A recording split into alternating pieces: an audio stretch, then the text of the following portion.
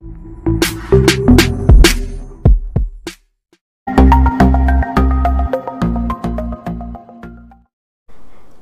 అండి, ఎలా ఉన్నారు అందరూ?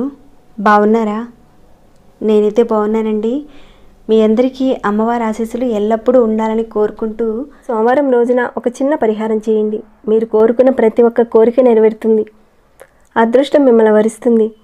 మీ జీవితంలో ఏవైతే అనేక రకాలైన సమస్యలు ఇంకాను అనేక రకాలైన ఇబ్బందులు పడుతున్నారో వాటి నుంచి మీరు బయటపడే మార్గాలు మీకు చూపిస్తుంది ఈ పరిహారం. ఇంతకీ పరిహారాన్ని ఎవరు చేయాలి, ఎలాంటి సమస్యలు ఉన్నవారు చేసుకోవాలి, ఇవన్నీ కూడా ప్రతి ఒక్కటి కూడా ఈరోజు వీడియోలో చెప్తానండి.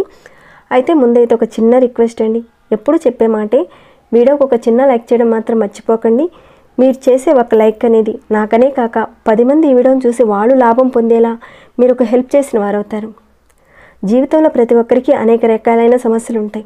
చాలామంది అడుగుతున్నారు కదా, సబ్స్క్రైబ్ కాని వారు ఎవరైనా ఉంటే కనుక మీరు ఒకసారి ఛానల్లోకి వెళ్ళండి. మీ సమస్యకు తగిన ఏదైనా ఒక పరిహారాన్ని కానీ పూజను కానీ ఎంచుకొని ప్రయత్నం చేయండి. మీకు వచ్చిన మార్పుని రిజల్ట్ని తప్పకుండా నాతో షేర్ చేసుకోండి. అలానే ఛానల్కి సబ్స్క్రైబ్ కాకుండా ఉంటే సబ్స్క్రైబ్ చేసుకుని బెల్ బటన్ ప్రెస్ చేసి ఆల్ అనే నోటిఫికేషన్ని తప్పకుండా ఆన్లో పెట్టుకోండి. అలానే వీడియోని ఎక్కడా స్కిప్ చేయకుండా ఎండ్ వరకు చూడండి, అన్ని విషయాలు మీకు తెలుస్తాయి. ఓకేనండి, ఇక మన వీడియో మాటకు వెళ్దాము. ఇక్కడ చెప్పుకునే పరిహారం పెద్ద ఖర్చుతో కూడింది కాదు. మహా అయితే ఒక నమ్మకం పెట్టవలసి ఉంటుంది, పాజిటివ్గా చేయవలసి ఉంటుంది, అంతేనండి. మనకి ఫలితం రావాలంటే మీరు చేయలేని పరిస్థితి ఎక్కడా ఉండదండి. పరిహారం విషయంలో ప్రతి ఒక్కరికి కూడా వీలయ్యే పరిహారాలే, చిన్న చిన్న పరిహారాలే. ₹1 కూడా మనం పరిహారం చేసుకుని వీలు ఉండే పరిహారాలు కూడా చాలా ఉన్నాయి. ఒక పరిహారం చేసినంత మాత్రాన మనం నష్టపోవండి. ఆ పరిహారం యొక్క ఫలితం అనేది మన జీవితంలో ఖచ్చితంగా ఒకరోజు చూపిస్తుంది మనకి.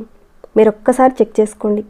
ఇంతకుముందు ఉన్న పరిస్థితికి ఇప్పుడు మీరు చేస్తున్న కొద్దీ ఇప్పుడుండే పరిస్థితికి ఏమైనా డిఫరెన్స్ వచ్చాయా, లైఫ్లో ఏమైనా మార్పులు వచ్చాయా అన్నది మీరు ఒకసారి చూడండి, మీకు తెలుస్తుంది, ఖచ్చితంగా తెలుస్తుందండి. మీకు పరిహారం చేశాము, ఇంకా దేవుని మేము ఇంకా పూజించిన అవసరం లేదు, చాలు ఇక పరిహారం వరకు అని మీరు పరిహారాలు చేస్తుంటే ఎలాంటి ఫలితాలు ఉండవు. ఎందుకంటే పరిహారాలు మీరు చేస్తూనే అటువైపు దేవుని స్మరించుకుంటూ ఉండాలి. ప్రతిరోజు ఎంతో కొంత మీకు తోచినంతలో పూజ చేసుకుంటూ ఉండాలి. ఇంతకుముందు వీడియోస్లో నేను చాలా వరకు చెప్పాను, అనవసరంగా ఒక మాటని అవతల వాళ్ళని బాధ పెట్టకండి అని. పరిహారాలు చేసేటప్పుడు పని చేయకుండా ఉంటాయి. మనం పూర్వకర్మ ఫలితాల వల్ల ఈరోజు బాధపడుతూ ఇంకా ఈ జన్మలో మరికొన్ని చేసి పరిహారాలు మీరు చేసుకుంటుంటే పెద్దగా ఫలితాలు అయితే ఉండవు. అలాంటివి చేయకుండా ఉండండి. కాస్త ఓపిక పట్టండి. పరిహారాలు చేసేటప్పుడు నమ్మకం పెట్టి చేయండి, మంచి రిజల్ట్ ఉంటుంది. ఓకేనండి, ఇక మనం పరిహారం మాటకు వెళ్దాం. ఈ పరిహారం చేసుకోవడం వల్ల శనిగ్రహ బాధలు అంటే ఎలాంటి పరిస్థితులు ఉంటాయో చాలామందికి తెలిసే ఉంటుంది. ఇంకాను రాహుకేతువుల గ్రహాల వల్ల అనేక రకాలైన గొడవలు, కోర్టు కేసులు, జీవితంలో అనేక రకాలైన సమస్యలు, కుటుంబంలో భార్యాభర్తల మధ్య గొడవలు వస్తాయి. కుటుంబ పరిస్థితి చాలా భయంకరంగా ఉంటుంది. మీ పిల్లలు చెడు మార్గంలోకి వెళ్ళిపోతారు. తల్లిదండ్రులు కొట్లాడుకుంటూ ఉంటే ఎవరైనా పిల్లలు పాడైపోతారు, మనందరికీ తెలిసిందే కదా. అలా ఎవరికైతే పరిస్థితులు ఉన్నాయో ఎప్పుడు చూసినా గొడవలు, ఇలాంటి పరిస్థితులు ఉన్నప్పుడు ఆ సమస్యలు తీరడానికి ఈ పరిహారం చేసుకోండి. ఈ పరిహారం చేసుకోవడం వల్ల మీ మధ్య అన్యోన్యత పెరుగుతుంది. పిల్లలు చెడు మార్గంలో వెళుతున్నా మీ మాటకి విలువ ఇవ్వకుండా గౌరవం ఇవ్వకుండా ఉన్నప్పుడు కూడా ఈ పరిహారాన్ని మీరు చేసుకోవచ్చు. చాలా మంచి పరిహారం అండి. దానివల్ల పిల్లల మనసు కూడా మారుతుంది. అలానే ఎన్నో రోజుల నుంచి మీ మనసులో అనేక రకాలైన కోరికలు ఉన్నాయి. ఆ కోరికలు నెరవేరలేక మీరు చాలా ఇబ్బంది పడుతున్నారు, బాధపడుతున్నారు. అది ధన రూపేణ కావచ్చు, ఏ రూపేణైనా కావచ్చు, మీ యొక్క కోరికలు ఉన్నాయి. ఎందుకంటే ఇలాంటి గ్రహస్థితులు ఉన్నప్పుడు మీ కోరికలు నెరవేరవు. కానీ ఈ పరిహారం మీరు చేసుకోవడం వల్ల అవి నెరవేరడానికి మీరు మార్గాలు చూపిస్తాయి. ఈ పరిహారాన్ని మీరు చేసుకోవడం వల్ల మీ ఇంట్లోనే నెగిటివ్ ఎనర్జీ బయటికి వెళ్ళిపోతుంది. కానీ ఈ పరిహారం చేసుకోవడం వల్ల అవి నెరవేరడానికి మీకు మార్గాలు కనిపిస్తాయి. ఈ పరిహారాన్ని మీరు చేసుకోవడం వల్ల మీ ఇంట్లో ఉన్న నెగిటివ్ ఎనర్జీ బయటికి వెళ్ళిపోతుంది. ఇక ఈ పరిహారాన్ని ఆడవారైనా మగవారైనా ఎవరైనా చేయొచ్చు. ఆడవారు నెలసరి టైంలో ఉన్నప్పుడు మాత్రం చేయకండి. ఇక ఆహార నియమాలంటూ ఏమీ లేవండి. ఉంటే కనుక తప్పకుండా చెప్తాను. ఇక మీ ఇంటి ఎవరైనా మరణించి ఉంటే, పెద్ద కర్మ కాకుండా ఉంటే మాత్రం ఈ పరిహారాన్ని చేయకండి. ఇక ఈ పరిహారాన్ని ఎప్పుడు చేయాలి ఏంటనేది చెప్తానండి. మీరేం చేస్తారంటే ఈ పరిహారాన్ని సోమవారం రోజున చేసుకోవాలి. ఇక పరిహారానికి కావలసిన పదార్థాలు ఏంటో చూద్దాం ఇప్పుడు. మట్టి ప్రమిదలు అవసరం ఉంటాయి, పసుపు, నల్ల నువ్వులు, తెల్లటి బొత్తులు అవసరం ఉంటాయి ఈ పరిహారానికి. అలానే ఆవు నెయ్యి కూడా కావాల్సి ఉంటుంది. ఈ పరిహారాన్ని ఎలా చెప్తున్నానో అదే రకంగా మీరు చేయండి. ఈ పరిహారాన్ని చేయడానికి ముందుగా మీరు స్నానం చేసి ఈ పరిహారాన్ని చేయాలి. అంటే ఈ పరిహారాన్ని మీరు సోమవారం రోజున సాయంత్రం 6 గంటల నుంచి 9 గంటల లోపుగా చేయాలి. మీరు ఉదయం స్నానం చేసినా ఈ పరిహారం చేయడానికి ముందైతే స్నానం చేసే పరిహారాన్ని చేయాలి. కొందరు అనొచ్చు మీలో, మేము ఉదయం చేసేసామండి, ఇక సాయంత్రం చేయనవసరం లేదు కదా అని అడిగేవారు కూడా ఉంటారు కొందరు. అంటే ఇంతకుముందు పరిహారాల్లో కూడా చాలామంది అడిగారు, అందుకే చెప్తున్నాను. మీరు ఉదయం స్నానం చేసినా కానీ ఖచ్చితంగా పరిహారానికి ముందు స్నానం చేయవలసిందే. ఇక ఆ తర్వాత మీరు ప్రమిదలైతే మొత్తం ఒక 6 తీసుకోండి. ముందైతే ఒక ప్లేట్ తీసుకోండి. స్టీల్ కానీ, ఒక ఇతరది కానీ, రాగిది కానీ, వెండిది కానీ, ఏదైనా ఒక ప్లేట్ తీసుకోండి. కాస్త పెద్ద ప్లేట్ తీసుకోండి. తీసుకున్న తర్వాత ఆ ప్లేట్ మీద ఒక మట్టి ప్రమిద మీద ఒక మట్టి ప్రమిద పెట్టండి. ఇక్కడ మీరు చూస్తున్నారు కదండి, ఆ రకంగా పెట్టాలి.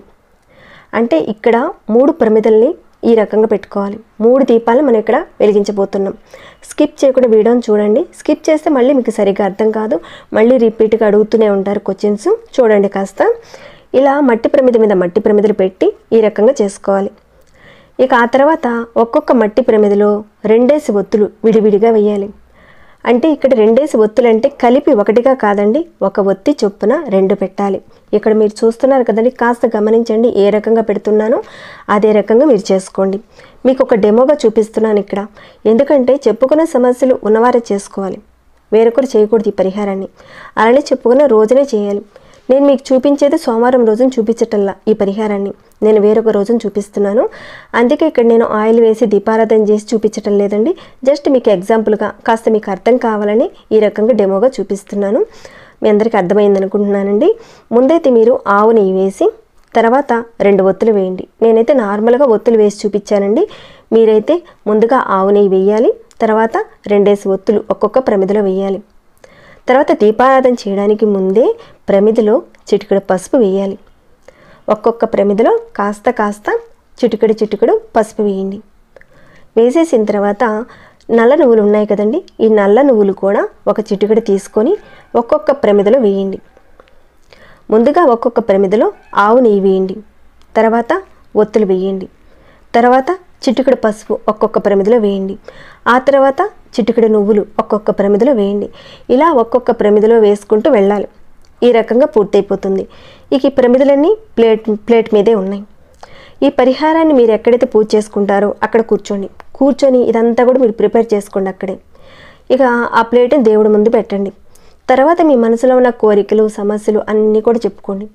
మీరు ఏ దేవుడికి పూజ చేసుకుంటారో, ప్రతిరోజు విష్ణుమూర్తికి చేసుకునేవారు ఉంటారు, శివ భగవానుడికి చేసుకునేవారు ఉంటారు, దుర్గా అమ్మవారికి, మీరు ఎవరిని పూజించుకుంటారో ఆ భగవంతుని ఒక్కసారి మీరు మనసులో తలుచుకొని ఒక 2 నిమిషాల పాటు వారి యొక్క నామం మీ అందరికీ తెలిసే ఉంటుంది. మీరు ఎవరిని కొలుచుకుంటారో వారి యొక్క నామాన్ని కాస్తంత ఒక 2 నిమిషాల పాటు మనసులో చెప్పుకోండి. గట్టిగా అన్నవసరం లేదు, మనసులో అనుకోండి.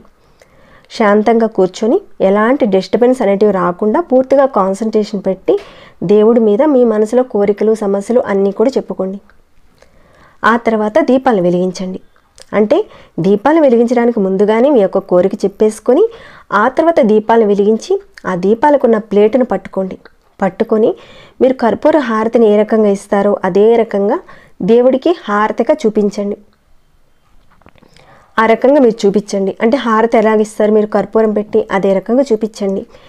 ఇలా చూపించేసిన తర్వాత ఆ ప్లేట్లో ఉన్న ఈ 3 ప్రమిదల్లో నుంచి మీరు ఒక ప్రమిదని దేవుడి దగ్గర పెట్టండి. అంటే ఆ పూజా మందిరంలో దేవుడి దగ్గర పెట్టండి. ఇక 2వ ప్రమిదని మీరు హాల్లో పెట్టండి. అంటే మీ ఇంట్లో 3 గదులున్నా 2 గదులున్నా హాల్ ఏదైతే ఉంటుందో అక్కడ పెట్టండి. ఇక 3వ ప్రమిద ఉంది కదండి, వెలుగుతూ ఉన్న ఆ ప్రమిదని తీసుకువెళ్ళి మీరు ఎక్కడైతే నిద్రపోతారో మీ పడక గదిలో అక్కడ ఒక ప్రమిదని పెట్టండి. అంటే మీరు దేవుడి దగ్గర పెట్టినా, హాల్లో పెట్టినా, బెడ్రూమ్లో పెట్టినా ఆ ప్రమిద దీపారాధన అనేది తూర్పు వైపుగా వెలుగుతున్నట్టుగా మీరు పెట్టాలి. అంటే దీపం యొక్క మొహం అనేది తూర్పు వైపుగా ఉండాలి. ఈరోజు సాయంత్రం చేసేసారు.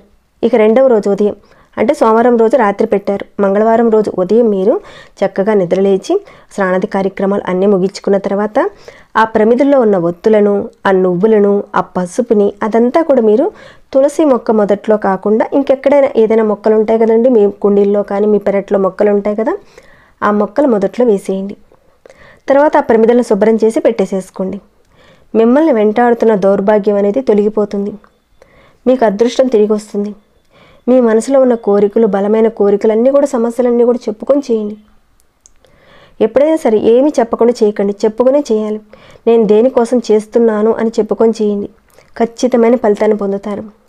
ఇంకొకటండి, ఆడవారు నెలసరిలో ఉన్నారనుకోండి, ఇంట్లో ఉన్నవారు అంటే వారు కాకుండా మిగతా మీ అత్తగారు ఉండొచ్చు, మీ అమ్మగారు ఉండొచ్చు, లేదంటే మీ హస్బెండ్ మగవారు ఎవరైనా సరే మీరు నెలసరిలో ఉంటే వారు చేయొచ్చు.